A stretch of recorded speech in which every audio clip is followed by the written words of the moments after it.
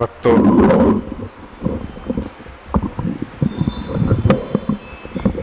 આજે આમ તો આપણી સંસ્કૃતિ પરંપરામાં આપણા હિન્દુ ધર્મના સંપ્રદાયો જે આપણા વૈદિક પરંપરાના સંપ્રદાયોમાં લગભગ બધે જ એકાદશીનો મહિમા ખૂબ વર્ણવ્યો છે. અને શ્રદ્ધાપૂર્વક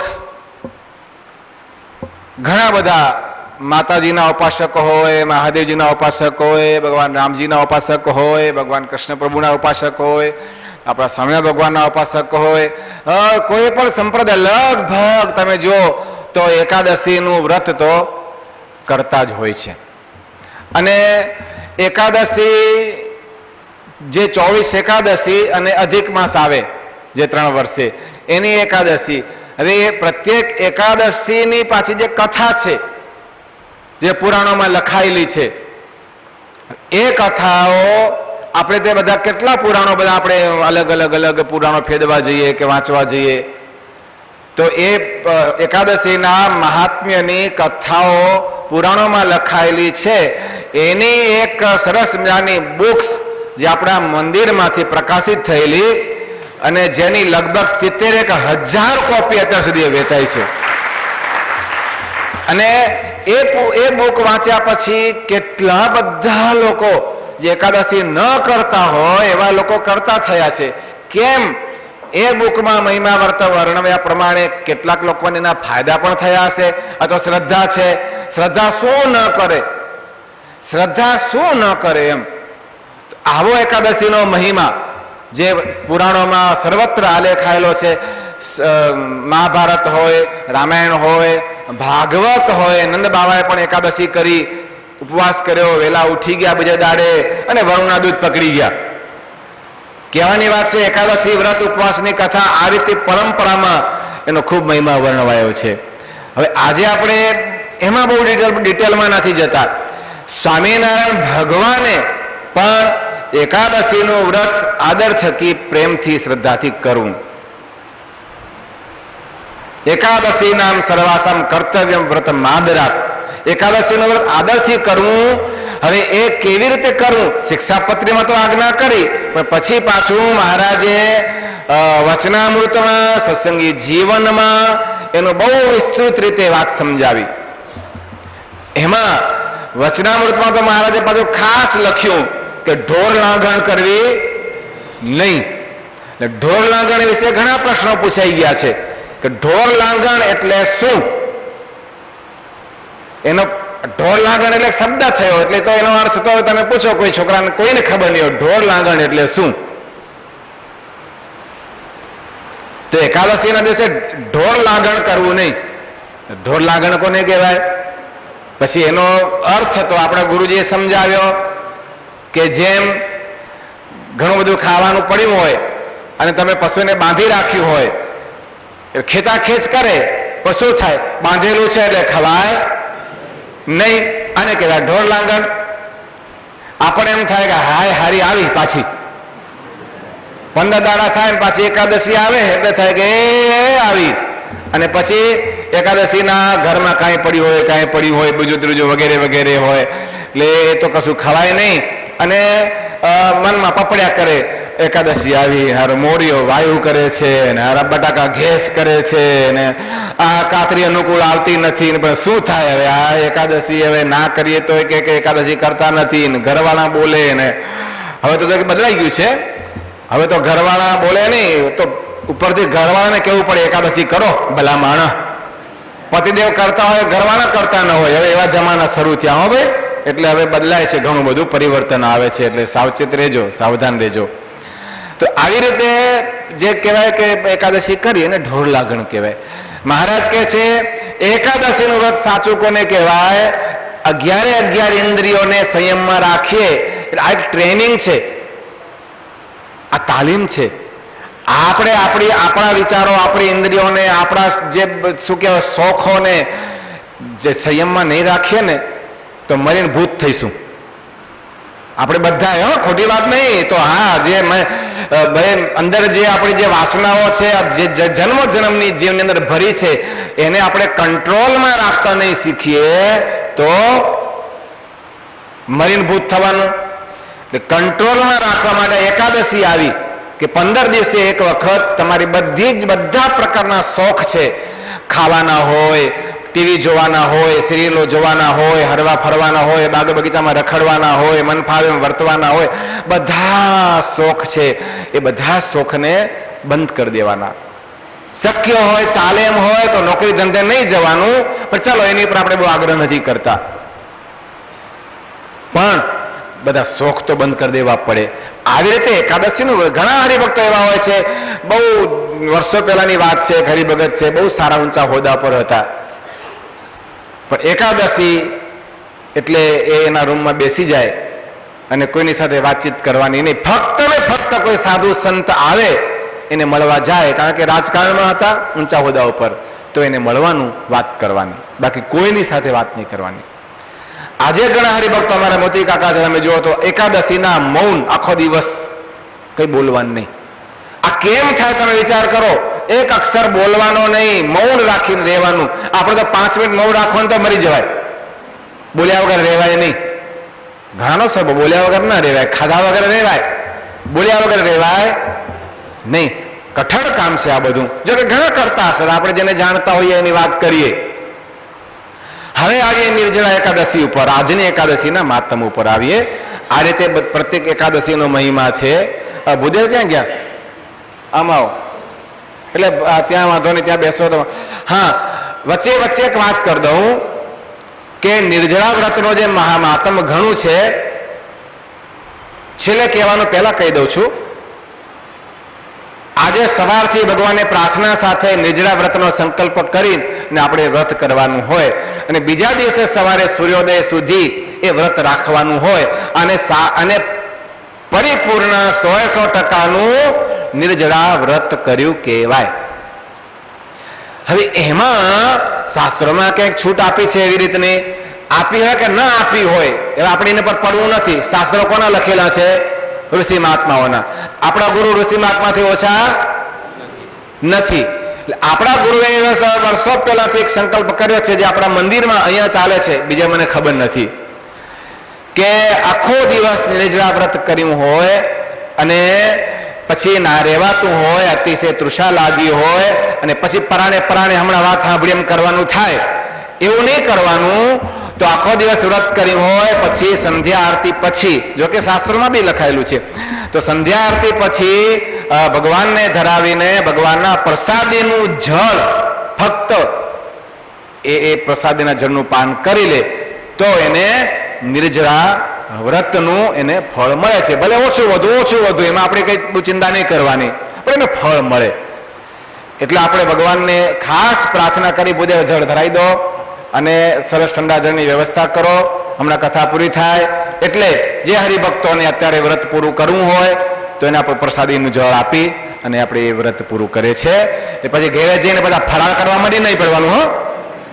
હા, એટલે ખાલી જળ સ્વીકારી લેવાનું, બાકી ભલે જળ પછી પીવું, પણ આટલું કર્યું હોય તો પછી હવે હવાર સુધી ખેંચી કાઢવાનું. હા, આજની કથાની વાત એવી છે કે મહાભારતમાં પદ્મ પુરાણમાં આ એકાદશીના મહિમાની વાત વિસ્તૃતથી લખી છે. ભીમે એક વખત વ્યાસજીની આગળ રજૂઆત કરી, કે છે કે હે ભગવાન, અમારા ઘરમાં મને બહુ જ મુશ્કેલી છે. હવે ભીમ એટલે હવે લાડુકો તો હતો જ, અને એને મુશ્કેલી એટલે ભગવાન વેદવ્યાસજીને થયું કે ભાઈ શું તને પ્રોબ્લેમ છે? ભીમ કહે છે કે અમારા ઘરના બધા જ મારી પાછળ પડી ગયા છે. શા માટે? પણ કે શા માટે એટલે બધા મને કહે કે એકાદશીનો ઉપવાસ કરવાનો, અને ઉપવાસનું નામ સાંભળું છું અને મને ધ્રુજારી ચડે છે. મારાથી ભૂખ્યા રહેવાતું નથી. બીજું તમે જે કોઈ કરું, તમે કહેતા હો તો 100 જણના માથા ભાંગી આવું, ભૂખ્યા મારાથી રહેવાય નહીં. એટલે તમે કાંઈક દયા કરો કે આ એકાદશીમાંથી મને છુટકારો મળે, આ લોકો મારું માથું ન ખાય, મને છૂટ આપો, મારે ખાવાનું. વ્યાસજી કે જો ભાઈ એમાં છુટકારો મળે નહીં, એકાદશીનું વ્રત તો કરવું જ પડે, હાલે નહીં. એટલે ભીમ તો ઢીલો ઢ થઈ ગયો કે હવે આ તો શું થાય, હવે તો આનો કોઈ રસ્તો મળ્યો નહીં. પણ ફરી પાછી વિનંતી કરી કે એવું કંઈક રસ્તો કાઢી આપો કે આખા વર્ષમાં એકાદ વખત કરી લઈએ તો આખું વર્ષ શાંતિ. વ્યાસજી કહે છે ના, એ પણ શક્ય નથી. પણ જો છતાં તને હું એક વ્રત એવું બતાવું કે એ વ્રત જો તમે કરો તો તમને આખા વર્ષની બધી જ એકાદશીના વ્રત કર્યાનું ફળ મળે. એટલે ભીમ તૈયાર થઈ ગયો, હા એવો ક્યાંક રસ્તો બતાવો. પછી વ્યાસજીએ આજની એકાદશી જે ભાઈ ટેબલ ઉપર કાગળ પડ્યું તો એક લેતો આવજો તો, મેં એકાદશીનું મહાભારતમાં આજની એકાદશીનું જે નિર્જળા વ્રત કરવાનું એનો સંસ્કૃત એનો શ્લોક છે મહાભારત પુરાણનો. મને ગઈકાલે ગુરુજી લખીને આપ્યો, મને કે લે આ જો આ શ્લોક છે કે તને ભાગવત મહાભારત પુરાણમાંથી એમણે પાછું લખીને એમના હસ્તાક્ષરે લખીને મને આપ્યો કે જો આ નિર્જળાનો મહિમા કે આ પુરાણમાં છે.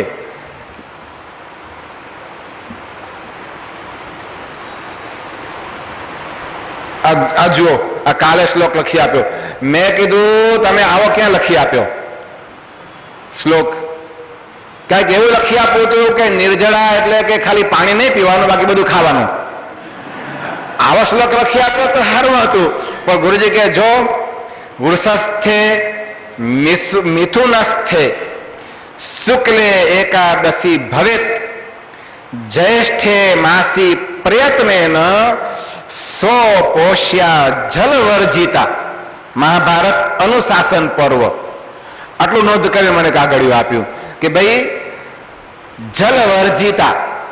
એટલે મેં ગુરુજીની આગળ એવો પ્રપોઝલ મૂકી, વાંધો નહીં 5 મિનિટ થાય તો વાંધો નથી ને ભાઈ, આ તો જે છે તમને નિખારસ ભાવે કહી દઉં. મેં ગુરુજીની આગળ એવી પ્રપોઝલ વાત કરી કે ગુરુજી આપણી સંસ્કૃતિ એવી છે, આપણા વેદ પુરાણો એવા છે કે માણસ દુઃખી ન થવો જોઈએ. એમાં જે આજ્ઞાઓ લખાણી છે, એમાં જે કંઈ આપણી જે પરંપરા કે જે કંઈ શિષ્ટાચાર કે જે રહેણી કહેણી જે દિનચર્યાઓ લખાણી છે, જે મહિમાઓ કહેવામાં આવ્યા છે, એ બધા માનવ જાતના હિતમાં જ છે. એટલે આપણે વિશ્વાસ રાખવો રહ્યો. એટલે મેં શંકા કરી વ્યક્ત કરી, ગુરુજીને કીધું કે એક તો ગરમીની ઋતુ, ભયંકર પરસેવો વળે શરીરમાંથી, અમથું પાણી ઉડી જાય લીટરના લીટર. ઘણામાં તો ગંજી નીચો તો આમ આમ આમ ધાર થાય એટલો પરસેવો વળી જાય, આટલું શરીરમાંથી પાણી ઉડે. અને આવા ગરમીના આવા સમયમાં નિર્જળા વ્રત ગોઠવા, આમાં ભૂલ નહીં હોય. ગુરુજીને કીધું લોચો લાગે છે. મેં કીધું નિર્જળા એટલે મેં કંઈક ગડબડ લાગે છે, આવું હોવું ન જોઈએ. એટલે ગુરુજી પછી આ શ્લોક કાઢી એમની જાતે બેઠા લખી મને આપ્યો કે જો પુરાણમાં નિર્જળા જ કરવું એવું ચોખ્ખું લખ્યું છે. હું તો હશે ત્યારે શું થાય, મારે ક્યાં કરવી છે? આ તો જે ખોટું તો કહેવું જ નહીં. જો દંભ તો આપણા ગુરુજીના જીવનમાં છે નહીં. એટલે વર્ષો પહેલા 1-2 વખત કરાવી હતી ગુરુજી નિર્જળા વ્રત. પછી હવે આપણે કે ભાઈ નિર્જળા નથી થતું તો નથી કરતા. એટલે ફરાળ કરી છે, જોજો પાછા એક ટાઈમ ફરાળ કરી લેવાનો, પણ નિર્જળા નથી કરતા.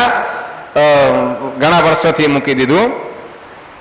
એના પાછળ બીજા રીઝન પણ છે, કારણો, હવે અત્યારે બધું કેવું નથી. તો નિર્જળાનું આવી સિઝનમાં કેમ ગોઠવ્યું, ત્યારે ગુરુજી આ વસ્તુ કાઢીને કીધી. અને પછી રજૂઆત થોડી ચર્ચા બધી થઈ. હવે પછી નક્કી થયું કે ભાઈ નિર્જળા વ્રત કરવું જોઈએ. અમેરિકાથી એક ભાઈનો ફોન આવ્યો હતો. આ બી હકીકત છે, ખાલી ખોટો નહોતો આવ્યો. તમને ખાલી ખોટો કામ હસવા ખાતર નથી કહેતો. એક ફોન આવ્યો કે સ્વામી મારે પ્રશ્ન પૂછવો છે. કીધું બોલો. તો કે આ નિર્જળા એકાદશી કે આવી 2 દાડા પછી? મેં કીધું આવી. તો એકાદશીએ પાણી ન પીએ, ફરાળ કરીએ તો ચાલે? મેં કીધું ના ચાલે. કે એમાં છૂટછાટ નથી, ઓપ્શન નથી. નિર્જળાનો ઓપ્શન નથી. નિર્જળા એટલે નિર્જળા, અને કાં તો પછી સજળા, પાણી પીને જે તમે દૂધ પીને કરતા હો તે. પછી આમ કરીએ ને આમ ન કરીએ. એનો ભાવ એવો હતો કે નિર્જળા એટલે પાણી નહીં પીવું આખો દાડો, કે 24 કલાક પાણી નહીં પીવું, બાકી ફરાર તો કરાય ને એમ. જો આવી બી લોકોને શંકા થતી હોય છે. કીધું કશું નહીં, એ નિર્જળાનો કીધું એવો અર્થ થાય એ ભાઈને સમજાયું પાછું કે પાણી પણ નહીં એમ. તો પાણી પણ નહીં તો બધું કેવી રીતે ખવાય આપણે? ઓ એમ છે, આઈસી બધું સી આમ જ છે, આમાં ફેરફાર થાય નહીં. હા, તો હવે પછી ભીમે રજૂઆત કરી કે ભાઈ આખા એકાદશીનું કાવ. પછી વ્યાસજીએ એકાદશીનો મહિમા, આ એકાદશીનો મહિમા સમજાવ્યો કે આજની એકાદશી જ્યેષ્ઠ માસની, જે તમને શ્લોક વાંચી સંભળાવ્યો કે જ્યેષ્ઠ માસની શુક્લ પક્ષની જે એકાદશી છે, તો એ એકાદશીના નિર્જળા વ્રત કરે તો એને 24 એકાદશીના વ્રત કર્યાનું ફળ મળે. એટલે કામ થઈ ગયું. જેને નિર્જળા કરી હોય એને બાકીની એકાદશી કરવાની. જોજો અર્થ કાઢતા નહીં. એટલા માટે વ્યાસજીએ પહેલા કીધું કે ભાઈ એકાદશીનું વ્રત કરવું પડે જ. નિર્જળા કરી એટલે 24 બાકીની 23 એકાદશીમાંથી મુક્તિ એવી કોઈ સ્કીમ નથી. બધી એકાદશીનું વ્રત કરવું જ પડે. પણ આ તો જેને કહેવાય કે ભાઈ સ્કીમ છે કે આ એકાદશીનું વ્રત કર્યું હોય તો બાકીની એકાદશી બીજાને 24નું ફળ મળે, અને આ એકાદશીનું વ્રત કરે એને ડબલ.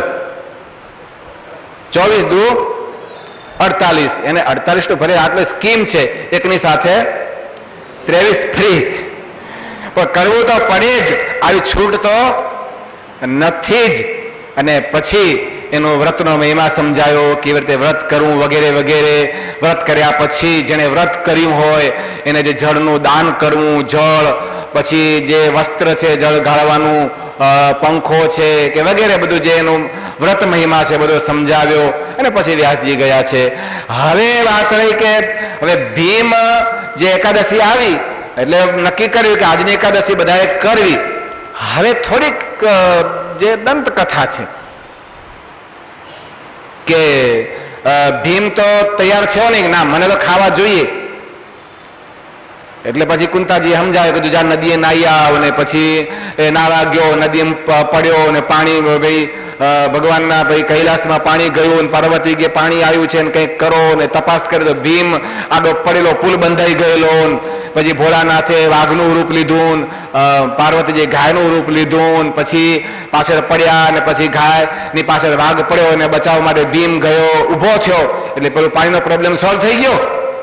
અને પછી ઝઘડો થયો, ફાઇટિંગ થયું વાઘને ને ભીમને, એટલે ભોળાનાથ ને ભીમને. ને એમાં પછી એનું પડખું ચીરાઈ ગયું ને આ બધું થયું ને બધું ઘણું બધું જે બધી આખી કથા લાવી. હવે વાત ત્યાં આવી, આમાં આખો દાડો જતો રહ્યો પાણી વગર ભીમનો.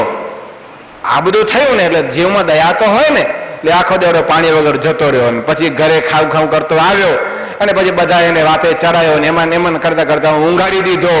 એ બીજે દિવસ સવારે પડી. એટલે આ રીતે 5 પાંડવો, માતા કુંતાજી, દ્રૌપદી બધાએ ભેગા મળીને આ રીતે નિર્જળા વ્રત કર્યું. આ એકાદશીનું વ્યાસજી મહિમા સમજાવ્યા પછીથી. એટલે આજની એકાદશીનું બીજું નામ પાંડવ એકાદશી પણ કહેવાય છે. આવો આજની એકાદશીનો ખૂબ મહિમા છે. સ્વામિનારાયણ ભગવાને પણ ખૂબ જ શ્રદ્ધાપૂર્વક આ વ્રત કરવાનું કીધું છે. વાલા ભક્તજનો, તમે બધાએ જેણે જેણે નિર્જળા વ્રત કર્યું હોય એના માટે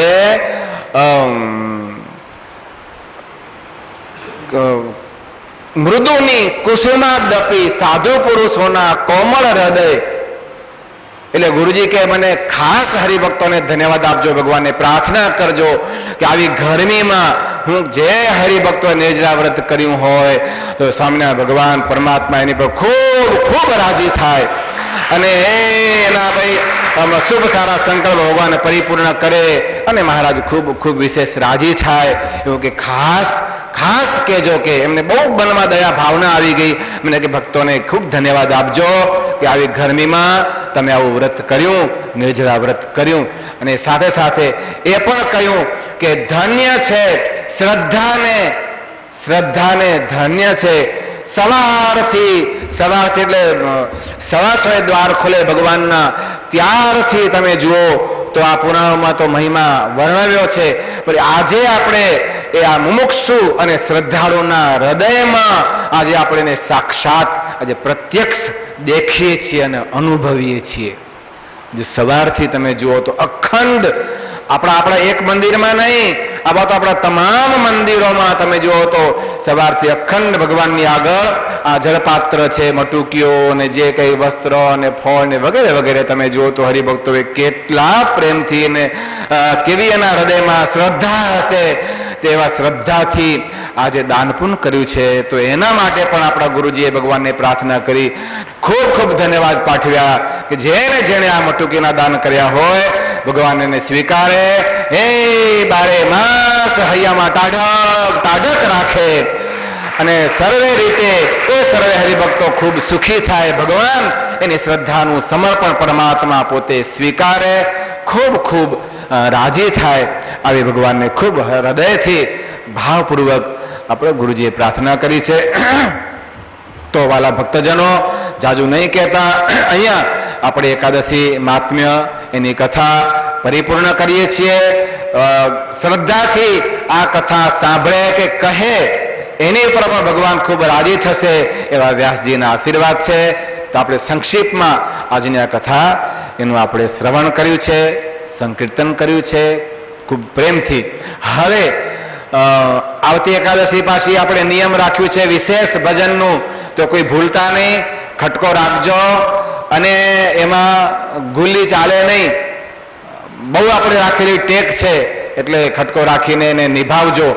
અને અત્યારે વાત થઈ હતી એમ, જેણે વ્રત કર્યું છે અને અત્યારે એને વ્રત પૂર્ણ કરવું છે તો હમણાં આવીને પ્રસાદીનું જળ ત્યાં ઊભા થઈને પ્રસાદીનું જળ આપીશું. પછી વ્રત ન કર્યું હોય, માનો કે એકાદશીના ફરાળ કર્યો હોય, નિર્જળા વ્રત ન કર્યું હોય તો એને ભલે જળ લેવાની છૂટ છે, પણ પહેલા નિર્જળા વ્રત કરનાર એને આપણે પ્રસાદીનું જળ લેવા દઈશું. સહજાનંદ સ્વામીમાં